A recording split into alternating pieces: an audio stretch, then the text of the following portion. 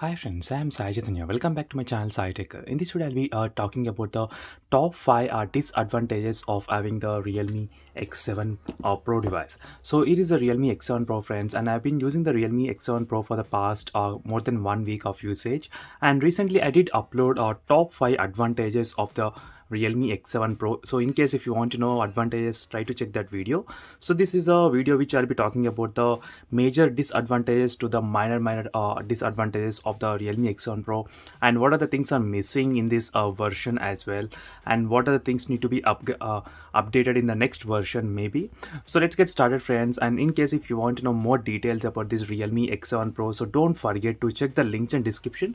So there is a playlist available for every video in my links in the description, so you can check that playlist and try to watch complete videos and get to know more information about the Realme X7 Pro. So the first major disadvantage I categorized as not having the 3.5 mm jack. As you can see, there is no 3.5 mm jack, so you cannot connect the normal earphones, but you do get the normal I think the dongle in the box. So there is a type C dongle which you get in the box, so that's a good advantage, but you will be definitely missing that 3.5 mm jack earphones. And what are the earphones you are having currently, you may not be able to use properly with the phone unless you use this kind of dongle. So this is another disadvantage for the phone. So this is the first major disadvantage, and the next major disadvantage is that the phone has the UFS 2.1 storage. So let me try to quickly show you. As you can see friends, the phone has a UFS 2.1. So what does that mean is that the read and write speeds in this phone, the Realme X1 Pro, will be kind of very slow, and which will be close to the mid-range segment mobile phones. So don't worry, I'll try to do another video as well, but most of the smartphones nowadays we are seeing with the UFS 3.1 and 3.0, but still the technology is kind of 1 year old technology, UFS 2.1. So this is another disadvantage. So this may not be noticeable for most of the users, but if you care about the read and write speeds, then you should know this kind of thing as well.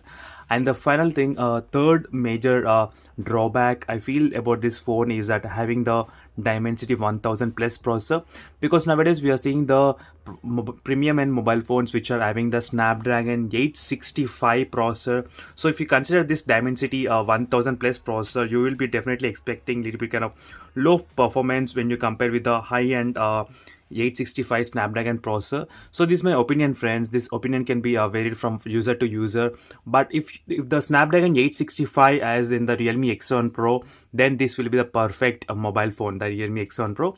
So as you can see, this is a score from the Snapdragon 865 from the OnePlus 8T device. So you can see there is a huge difference between the performance as well.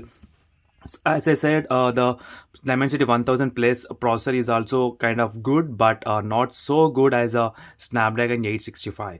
The price, it all matters for the Realme X7 Pro. So where the Realme want to keep this kind of pricing range. So maybe if the pricing of this phone is below 30,000, then definitely this processor is worth. But if it is more than 30,000, then you should think twice before buying this Dimensity 1000 plus processor. And the next disadvantage is that not having the expandable memory card slot. So nowadays we are seeing most of the premium and mobile phones, they don't have the expandable memory card slot, and that the same thing applies to this Realme X7 Pro. So there is no expandable memory card slot, so only there is a dual SIM slot available.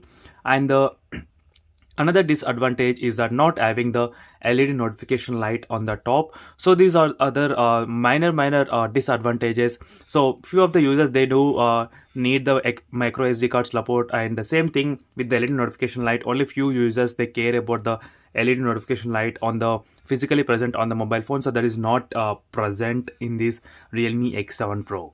And the final thing is that the phone has very good fast charging, but the capacity is 4500 mAh. So if you are kind of person who likes to use the mobile phone for continuously 2 to 3 days, then this is not the phone for you. You may be able to use 1.5 day, maybe 2 days of normal usage, but you cannot expect more than this. So these are just the disadvantages I try to point out on the Realme X7 Pro, and few of them are really disadvantage, and few of them just for the sake of pointing out, I did point out on the Realme X7 Pro device. So lack of not having the 3.5 mm jack, that is a major disadvantage for most of the users. And UFS 2.1 and Dimensity 1000 plus processor, no SD card support, no LED notification light. This can be changeable from one user to other users. So these are the few disadvantages I did pick up on the Realme X7 Pro after using the mobile phone for quite some time. I think it's close to 1 week of using this phone. So that's it, friends. Thank you for watching this video. For more interesting videos, make sure to follow me regularly and try to check the links in description for the playlist of the Realme X7 Pro, so you can find very good interesting videos on this Realme X7 Pro. And see you in the next video, friends. Until then, bye.